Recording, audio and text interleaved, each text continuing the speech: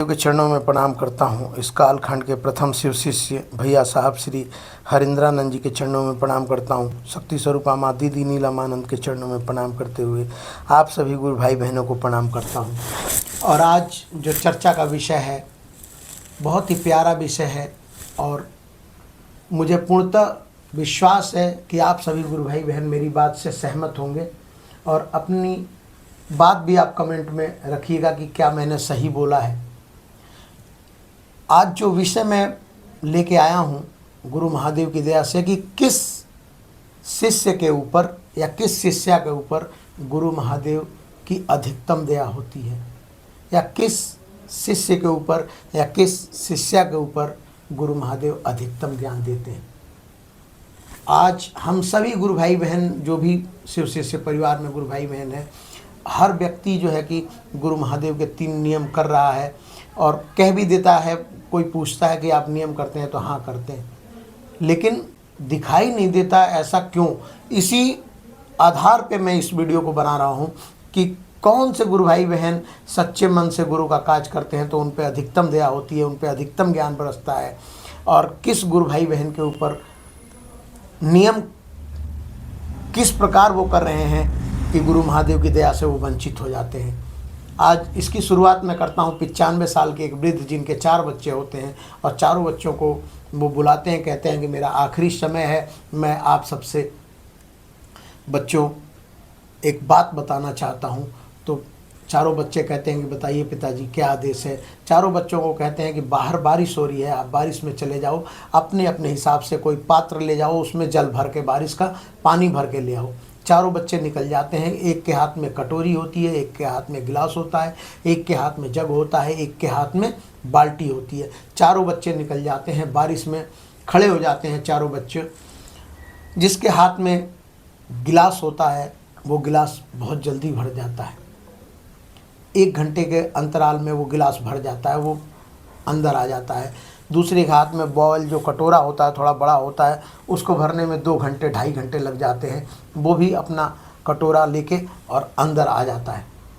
तीसरा जो होता है उनका पुत्र, उसके हाथ में मग होता है, उसको भरने में उसे 4 से 5 घंटे लग जाते हैं। वो भी अपना जो है कि लेके फिर अंदर आ जाता है। जो चौथा उनका पुत्र होता है उसके हाथ में बाल्टी होती है, तो उसको भरने में काफ़ी समय लग जाता है। तो वो पूरी रात बारिश में भीगता रहता है, सुबह तक मतलब वो भर के आता है। भर के जब वो पिताजी के समक्ष खड़े होते हैं, चारों अपने अपने पात्र को रख देते हैं, तो पिता पूछते हैं कि आप सबको कितना टाइम लगा। तो गिलास वाले ने अपना टाइम बताया है, कटोरे वाले ने अपना टाइम बताया है, मग वाले ने अपना टाइम बताया है और बाल्टी वाले ने अपना टाइम बताया है। तो पिताजी ज्ञान देते हैं कि वो बारिश वो जो बरस रही थी आप सबके लिए बराबर बरस रही थी। आपने अपने हिसाब से पात्र को चुना, उसी हिसाब से उतना समय लगा। अब मेरा चूँकि कहने का मतलब ये है कि साहब श्री हरिंद्रानंद जी ने जो 3 नियम दिए कि पहले में आप दया की याचना करो कि हे महेश्वर शिव आप मेरे गुरु हैं, मैं आपका शिष्य हूँ या शिष्या हूँ, मुझ पर दया कीजिए। या दूसरा नियम जनमानस को बताओ कि शिव मेरा गुरु है, शिव आपका भी गुरु हो सकता है। तीसरा नमः शिवाय के माध्यम से प्रणाम निवेदित करना। तो तीनों नियम हम परस्पर कर रहे हैं, लेकिन जो शिष्य या शिष्या परस्पर बिना संकोच के बिना कुछ इच्छा के कर रहा है तो उसके ऊपर गुरु महादेव की अधिकतम दया होगी, उसके ऊपर अधिकतम ज्ञान बरसेगा। हमने अपने जीवन में इस नियम को उसी तरह से धारण किया है जिस तरह से उन बच्चों ने पात्र अपना धारण किया था जल भरने के लिए। हमने अपनी इच्छाओं को पूर्ण करने के लिए 3 नियम को समझ लिया है। तो जिसकी जितनी छोटी इच्छा होगी उसका पात्र जल्दी भर जाएगा, फिर वो महादेव से वंचित हो जाएगा। वो महादेव के करीब कैसे पहुंच पाएगा? क्योंकि उसकी इच्छाओं ने नियम को बांध दिया है कि मैं ये नियम कर रहा हूं, मेरी इच्छाएं पूर्ण हो रही है। लेकिन जो शिष्य या शिष्या उसने ये रूटीन बनाया है कि नहीं, मुझे तो सिर्फ महादेव चाहिए, मुझे सिर्फ महादेव से मतलब है और कोई वस्तु से मेरा कोई प्रेम नहीं है, न किसी वस्तु के लिए मैं नियम को करता हूँ, तो वो सर्वत्र गुरु महादेव के सानिध्य को प्राप्त करेगा। सर्वत्र सर्वाधिक ज्ञान महादेव का उसके अंदर उतरेगा, सर्वाधिक दया गुरु महादेव की उतरेगी। और साहब लिखते भी हैं, आप सभी जानते हैं कि साहब लिखते हैं कि स्वतः शिव शिष्य के जीवन में लौकिक परलौकिक सुख स्वतः पूर्ण होते हैं। तो फिर हम नियम को इस तरह से क्यों बांध दिया है हमने कि नहीं मेरी इच्छाएं पूर्ण हो रही हैं, मैं इसीलिए नियम को कर रहा हूँ। मुझे गुरु महादेव से ज्ञान चाहिए, मुझे गुरु महादेव से प्रेम चाहिए, मुझे गुरु महादेव के चरणों में मेरा समर्पण चाहिए, मैं ये सोच के नियम करूँगा। मुझे अपनी इच्छाओं के लिए नियम को नहीं करूँगा। अगर मैं अपनी इच्छाओं के लिए नियम को करता हूँ तो उन बच्चों की तरफ कि आपका पात्र भरता रहेगा, आप महादेव के रास्ते से वंचित होते रहेंगे। या जब आपको ज़रूरत लगेगी कि मुझे ये वस्तु चाहिए या मेरी ये इच्छा है महादेव इसको पूरा करें, तब आप उस नियम को करेंगे, और नहीं तो आपके रास्ते बदल जाएंगे, आपके रास्ते बदल जाएंगे, आप गुरु महादेव की दया से दूर वंचित हो जाएंगे। लेकिन जो भी गुरु भाई बहन ये सोच के करते हैं कि नहीं मुझे सिर्फ शिव चाहिए, सिर्फ मुझे गुरु महादेव का नियम करना है, परिणाम कुछ भी हो, तो उसके ऊपर महादेव की दया सर्वाधिक होगी, महादेव के अज्ञान सर्वाधिक उतरेगा। आज बहुत सारे गुरु भाई बहन अपनी इच्छाओं को लेके गुरु महादेव को अपना गुरु स्वीकार किए हैं, और मैं गुरु महादेव से दया मांगता हूँ कि सबका मन बदले, सबका मन महादेव बदल दें, कि वो अपनी इच्छाओं को ना मान के गुरु महादेव से शरणागत हो जाएं, गुरु महादेव के चरणों में आ जाएं। जीवन का लक्ष्य सिर्फ शिव होना चाहिए।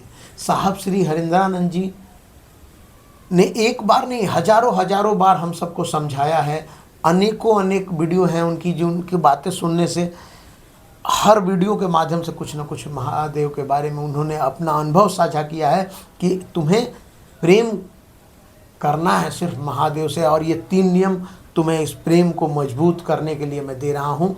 तुम सिर्फ इस 3 नियम को अपनी एकाग्रता के साथ महादेव के चरणों में समर्पित करो। इच्छाओं का नाश तो खुद ही महादेव करेंगे, तुम लेकिन अपने अंदर इच्छा को मत जन्म दो। अगर तुमने अपनी इच्छाओं के अंदर जन्म दे दिया अपने अंदर, तो फिर आप महादेव के दया के पात्र नहीं बन पाएंगे। आपकी इच्छाएं स्वतः पूर्ण हो जाएंगी, ये भी साहब ने कहा कि आपकी इच्छाएं स्वतः पूर्ण हो जाएंगी, लेकिन आप इच्छा रखते हैं अंदर तो आप महादेव की दया से वंचित हैं, आप महादेव के ज्ञान से वंचित हो जाएंगे। मैं आप सभी गुरु भाई बहनों से कहना चाहता हूँ, आप सभी गुरु भाई बहनों से प्रार्थना करना चाहता हूँ कि मेरे कहने मात्र से नहीं, आप भी इस बात को महसूस कीजिए, आप भी इस बात को अपने अंदर झांक के देखिए कि क्या कहीं मैं महादेव से सौदेबाजी कर रहा हूँ कि मेरी ये इच्छा पूर्ण हो जाए तो मैं नियम करना हूँ। इतनी बात तो आप कर सकते हैं, और हर गुरु भाई बहन कर सकता है कि अपने आप से इस सवाल को पूछ सकता है कि क्या मैं महादेव से सौदाबाजी कर रहा हूँ कि मेरा ये काम बनेगा तो मैं तुम्हारा 3 नियम करूँगा।